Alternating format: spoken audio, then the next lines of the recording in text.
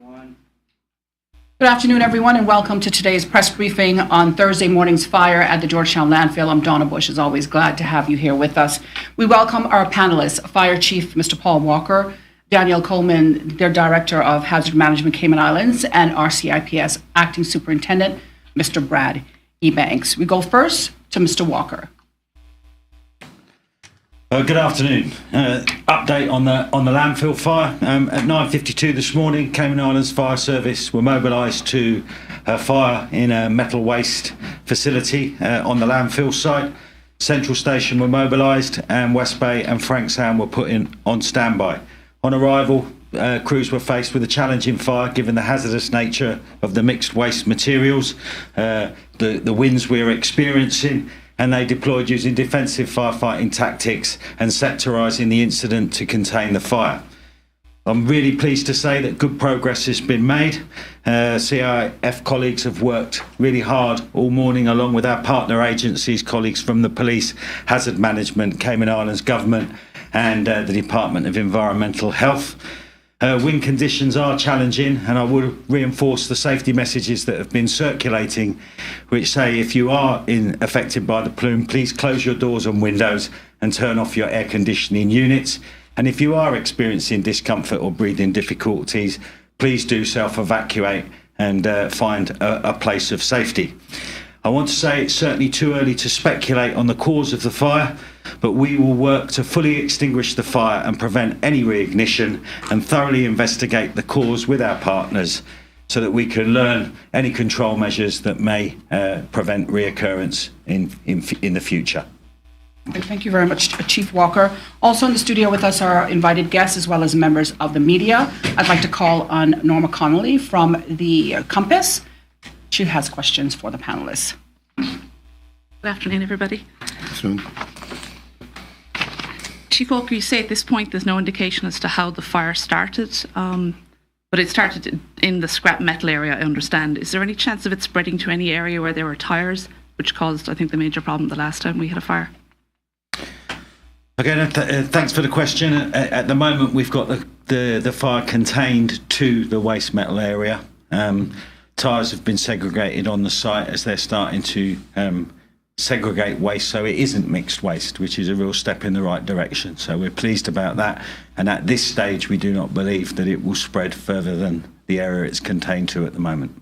Okay, we can see from some of the video that we shot at the site this morning that there's a lot of vegetation, dried vegetation in the area as well. Is that causing an issue for you guys battling it? Not at the moment, because it's not directly involved in the fire, and we're using the 5 sectors to do almost boundary cooling to prevent that spread. Those large piles of vegetation that you see are part of the redevelopment programme and improvement programme that's currently going on at the landfill site. Okay. Any reports of anybody being hurt at this point? At this stage, we've got no reports of any injuries from any of my personnel that are on scene, or anyone from any of the other agencies. Okay. I know the Cayman International School was evacuated. Any other close by areas that I know you said it's up to people if they use their own judgment to leave, but is there any particular areas that you're got a lot of concern about at this point? Given the wind direction, the smoke plume is varying sort of between travelling across East Tibbets Highway to Lakeside, and then moving a bit further north towards Camana Bay and across to Watlers Road. And as I say, the safety messages are, if you are affected by that plume, turn off your air conditioning, close your doors and your windows. But at the moment, because we're getting significant water onto the fire, the smoke's lighter and the plume is a bit higher, which is a good thing. Okay, so that's different from the last one that we saw, where it was a lot lower. You were supposed to have an airport exercise this morning. I'm assuming that was cancelled. Did your crew go directly from that scene to this one? No, we're really pleased that we can manage multiple incidents, and our aviation's crews attended the annual CAA exercise this morning, which was successfully dealt with, and we await the report from that. Okay, so that went ahead as planned. Yes. In the middle of all this drama? Yes, it did. Okay, yeah. I understand. All right. Can you tell me how many firefighters are involved and how many machines? Yeah, we have 20 firefighters currently on the scene. That's on duty and off-duty personnel that have been recalled to duty. Currently, we have 3 tankers, 2 rapid intervention vehicles, 2 trailer pumps, and an aviation vehicle providing a monitor. And the police helicopter is also up, I understand, to help monitor. We're going up occasionally, yes. Okay. Danielle Coleman, hazard management. What part are you guys playing in all this? What are you doing today? Okay, so with various things, again, it's really important because of multi-agency response that we're working together. So the incident commander basically called upon our services to ensure that we could activate the Gold Command at hazard management offices. We obviously are a 4th floor government administration building, so we have a very good viewpoint as to the fire itself. We've also got some very good monitors in our office, so things like situational awareness, we can see what the traffic's doing and when it's getting busier. We're also helping with resources, so getting food and refreshments out to the actual firefighters and police on the scene, and masks as well. We're working early on with masks, and again helping with public education messaging, because obviously having a unified message is very, very important. And again, that's what we're pretty much there for, helping with the public messaging and the safety messaging. And I guess one other thing is just making sure that if by chance it did increase, that shelters are on standby. So, for example, we do have 2 shelters potentially on standby if the situation warrants it, and that would include an animal shelter as well. Okay. Where are those 2 shelters? Is it the Red Cross? Yeah, the Red Cross and the John Gray High School. Okay. And the John Gray High School would be an animal shelter, but they won't open until the situation warrants it. We just want to make sure our teams are ready to go and the resources are there when we need to. Okay, so they're on standby if they're exactly needed. Right. And then Superintendent Banks, on the police side, what role are you guys playing in this? We're looking at public safety, traffic diversions, and if need be, help with the evacuations of personnel.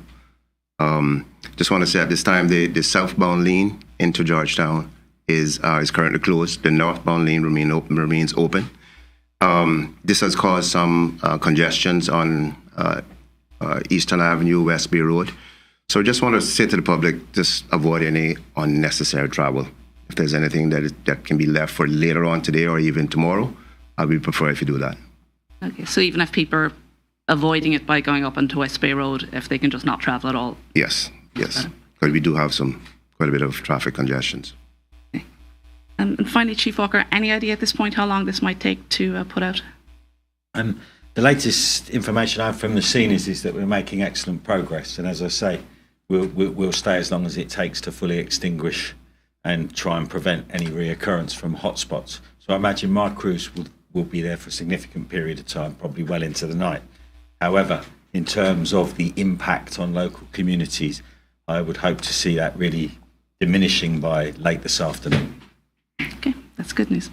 Thank you. That's it for me. All right, thank you very much, Norma. Any further words from the panelists? No, again, just to adhere to the safety messages, please don't go outside if you're in the area and you don't need to. And also the AC, turning off the AC and again, making sure you're taking the necessary precautions to protect yourselves. Great. Thank you, Chief Walker, Acting Superintendent Brady Banks, and Danielle Coleman for being here with us today. And of course, members of the media and other invited guests. Thank you to the public for joining us here as well. And of course to the panelists for sharing this important information with us. I'm Donna Bush. As always, it's a pleasure to be here with you, and we'll see you back here again next time.